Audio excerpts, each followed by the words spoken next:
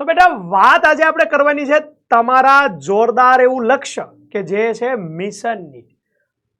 ભાઈ આજે બની શકે કે તમારા સાથે સાથે તમારા પરિવારનું પણ લક્ષ્ય હોય.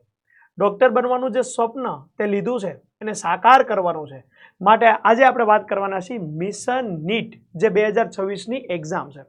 બસ મને તું થોડીક મિનિટો આપી દે. એ મિનિટોની અંદર હું તને એવી સ્ટ્રેટેજી આપીશ, કારણ કે આપણે જે રિઝલ્ટ છે હેને, જે રિઝલ્ટ છે બેટા એની અંદર ખાલી પાસ નથી થવાનું, જોરદાર રેન્ક પણ આ લાવવાનો છે. જબરદસ્ત રેન્ક હશે કે જે તને ભાઈ જ્યારે એક્ઝામ પત્યા બાદ રિઝલ્ટ આવે અને રિઝલ્ટ બાદ જ્યારે એડમિશનની પ્રોસેસ શરૂ થશે ને એમાં તારા ફર્સ્ટ રાઉન્ડની અંદર જ એડમિશન થઈ જાય.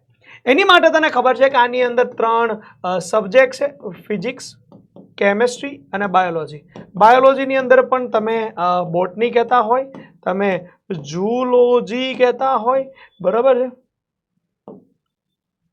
તો આ જે સબ્જેક્ટ છે બેટા એ દરેકની પોતપોતાની એક પેટર્ન છે. અને એવી જ રીતના એક સબ્જેક્ટની વાત કરવા જઈ રહ્યો છું કેમેસ્ટ્રી, કે કેમેસ્ટ્રીમાં 180 માંથી 180 શું લાવી શકાય કે ન લાવી શકાય? હા, લાવી શકાય. કેમ? કારણ કે આ એમસીક્યુ છે.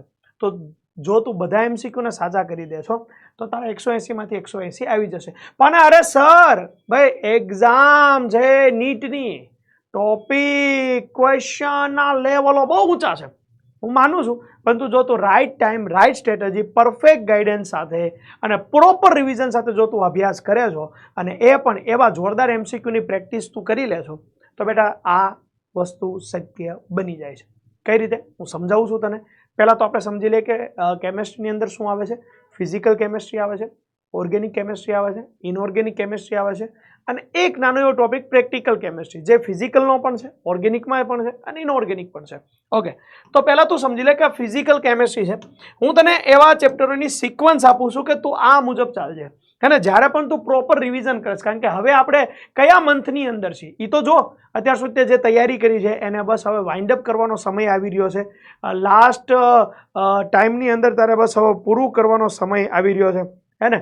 તો તૈયાર થઈ જા કે પહેલાં તું મોલ સંકલ્પના, પછી દ્રાવણ, હે ને, પછી રેડોક્સ, આ 3 સિક્વન્સ છે. કેમ? કારણ કે રેડોક્સમાં અમુક આયનિક એવા ક્વેશ્ચનો છે કે જે મોલ સંકલ્પનાને રિલેટેડ છે. દ્રાવણમાં પણ અમુક મોલ સંકલ્પનાને રિલેટેડ આવે છે. પછી ઉષ્માગતિશાસ્ત્ર, સંતુલન, જેમાં રાસાયણિક આયનિક બંને આવી ગયું, વિદ્યુત રસાયણ વિજ્ઞાન, રાસાયણિક ગતિકી, પરમાણુનું બંધારણ. તો જો તું આ સિક્વન્સમાં જાશ ને તો એક પ્રોપર સિક્વન્સ તને મળી ગઈ બધા ચેપ્ટર. સર આમાં મારા બધા કરવાના? હા બેટા, 180 માંથી 180 ની વાત છે, હે ને?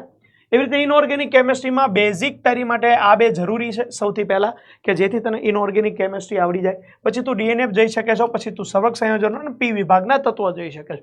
બેટા અહીંયા ચેપ્ટર 5 છે, પણ લાસ્ટ યરની અંદર જોવા મળ્યું છે કે ભાઈ ચેપ્ટર ભલે ઓછા રહ્યા પણ એના ક્વેશ્ચનો આવી જાય છે, હે ને? તો એને તારે ઇગ્નોર કરવાનું નથી. અને હું તને એવી સિક્વન્સ આપું છું જે સિક્વન્સમાં તું અભ્યાસ શરૂ કરીશ ને, રિવિઝન શરૂ કરીશ, બેસ્ટ રીતે એમસીક્યુ પ્રેક્ટિસ કરીશ તો થઈ જશે, હે ને? તો આ બધા આ રીતના ચેપ્ટરો છે જેને તારે ફોલો કરવાના છે.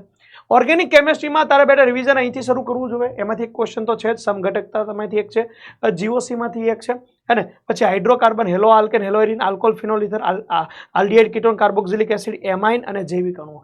આ સિક્વન્સ મેં આપી, આ સિક્વન્સને ફોલો કરજો. જો કે ઓર્ગેનિકની સિક્વન્સ તો બહુ પ્રોપર છે, એને જ ફોલો કરવી પડે. પ્રેક્ટિકલ કેમેસ્ટ્રીમાં બેટા ફિઝિકલ પણ છે, લાયોફિલિક, લાયોફોબિક, કલીલ છે, અમુક ઉષ્માગતિશાસ્ત્રને લગતા ટોપિક છે.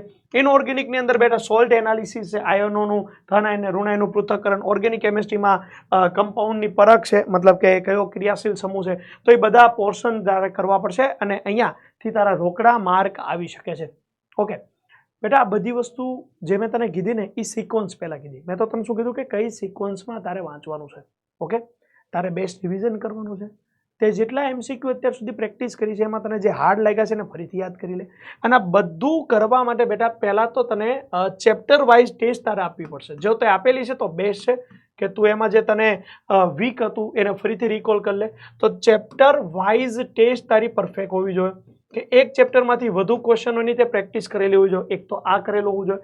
સેકન્ડ, તે મતલબ કે વધુ ચેપ્ટર, મતલબ કે કોમ્બો ટેસ્ટ જેને હું કહી શકું, હે ને, કે જેમાં એક કરતાં વધારે ચેપ્ટરો હોય, કમ્બાઇન ચેપ્ટરો હોય અને પછી તે ફૂલ ફૂલ સિલેબસની તે ટેસ્ટ આપેલી હોવી જોઈએ. આટલી તો પ્રેક્ટિસ તારી મિનિમમ હોવી જોઈએ એક્ઝામ દેવા જા એની પહેલા, હે ને. Chapter wise test, combo test, મતલબ કે એકથી વધારે ચેપ્ટરને ભેગા કરીને ટેસ્ટ, અને ફૂલ સિલેબસની ટેસ્ટ. સાથે સાથે આમાં જે તારું વીક પોઈન્ટ પડે છે એને સુપર ડુપર મેન વાત તો આ જ છે કે એનું વારંવાર રિવિઝન થવું જોઈએ, એ પણ પ્રોપર રીતે. હવે તું એવું કહીશ કે સર હવે આ બધા ચેપ્ટરોનું મારે રિવિઝન કરવું છે તો ક્યારેક મારાથી એક સમસ્યા થાય છે. શું સમસ્યા? કે ક્યારેક હું એક ચેપ્ટરને વધારે પોર્શનનો આપી દઉં છું, વધારે સમય આપી દઉં છું, અને ક્યારેક હું એક ચેપ્ટરને ઓછો ટાઈમ આપું છું. મને એ નથી ખબર પડતી કે મારે કયા ચેપ્ટરને કેટલો ટાઈમ આપવો જોઈએ, કયા ચેપ્ટરમાંથી કેટલા ક્વેશ્ચનો કરવા જોઈએ. અરે સર કયા ચેપ્ટરમાં કયા પીવાયક્યુ ઇમ્પોર્ટન્ટ છે જે જોઈ લેવા જોઈએ. લાસ્ટ યર તો પેપર પણ હાર્ડ હતું, તો સર અમુક જેઈના પણ કયા પીવાયક્યુ કરવા જોઈએ. આ બધી સમસ્યા છે. જો બેટા તને આ બધી સમસ્યા હોય તો આનું સોલ્યુશન અમે લાવી દીધું છે, અને એ સોલ્યુશન છે બેટા મિશન 100 નીટ ગુજરાતી બેચ, હે ને, કે જે આ જે બેચ છે બરાબર, કે જે 2026ની નીટની એક્ઝામને ટાર્ગેટ કરે છે, કે જેની અંદર તને મસ્ત સિક્વન્સની અંદર મસ્ત પ્રોપર રિવિઝન થઈ જાય એવી રીતના તને બધું આપવામાં આવશે ને, જેની અંદર ટેસ્ટ પણ છે, ડીપીપી પણ છે, બધા ક્વેશ્ચનો જોરદાર ક્વેશ્ચનો છે કે જે તારે એન્ડ ટાઈમમાં ખાસ રિવાઇઝ કરી લેવા જોવે. ઓકે, હવે જે વિદ્યાર્થી મિત્રો જોઈન થઈ ગયા છે ગુડ, પણ જે વિદ્યાર્થી મિત્રોને બાકી છે તો ઉત્તરાયણ ભાઈ આપણી માટે તો બહુ જ મોટો અને બહુ મસ્ત રીતનો તહેવાર કહેવાય, હે ને. મને તો શોખ છે, તમને શોખ છે કે નહીં ઉત્તરાયણનો મને કહેજો ખાસ કોમેન્ટની અંદર, હે ને. તો એક કોડ યુઝ કરી શકે છો તો આ બેચને બાય નાઉ કરવા માટે કાઇટ 500, તો તને 500નું ડિસ્કાઉન્ટ પણ મળી જશે. કાઇટ 500 આ કોડ ખાસ યુઝ કરજે, અને હા કોમેન્ટમાં ખાસ લખજે આગ લગા દેંગે, હે ને. તો થઈ જા તૈયાર, આ મિશનને આપણે ગમે એમ કરીને સક્સેસફુલ કરવાનું છે. મિશન કયું છે ભાઈ? મિશન નીટ 2026, અને બેચનું નામ પણ છે મિશન 100 નીટ ગુજરાતી 2026, કારણ કે આવનારા 100 દિવસો હવે આપણા રહેશે, આપણે લડી લેવાનું છે. તૈયાર?